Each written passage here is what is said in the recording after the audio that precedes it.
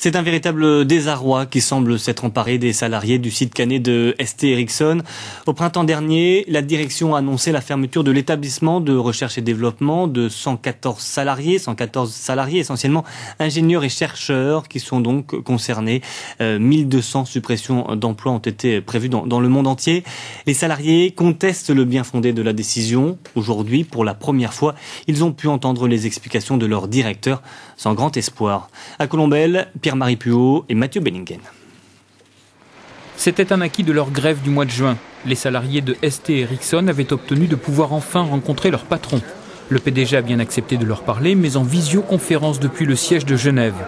À l'heure de la pause déjeuner, rien n'est venu atténuer leur désarroi. On ne comprend pas pourquoi ils ferment le site de Caen et qu'ils sont en train de recruter sur d'autres continents, et alors que nous on a un certain nombre de projets en cours et que économiquement le site il n'y a pas de souci, quoi. On a même le culot de nous demander de travailler beaucoup sur des projets qui vont rapporter, le chiffre est annoncé, 850 millions de dollars sur les années à venir. On nous presse jusqu'au bout en disant dépêchez-vous de finir, ça va rapporter de l'argent, mais on va se dispenser de vous après.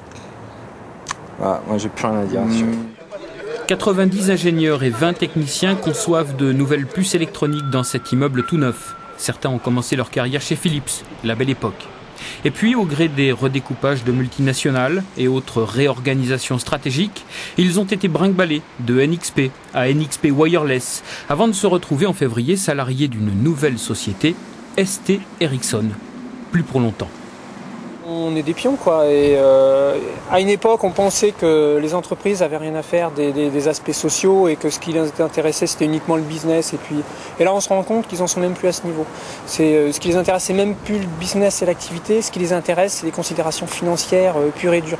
Notre plan en est une illustration. En fait, ils ont décliné des décisions financières au mépris des évidences technologiques industrielles. C'est vraiment la leçon qu'on tire de ce qui se passe sur Caen. À Colombelles, la direction n'a rien à dire. Elle nous renvoie vers un service de communication injoignable à Genève. Mais au mois de juillet, devant la presse, le PDG a assuré que le programme de restructuration respecterait les délais. Fermeture prévue avant l'été 2010. Et le Fonds de l'emploi s'annonce bien gris en cette période de rentrée.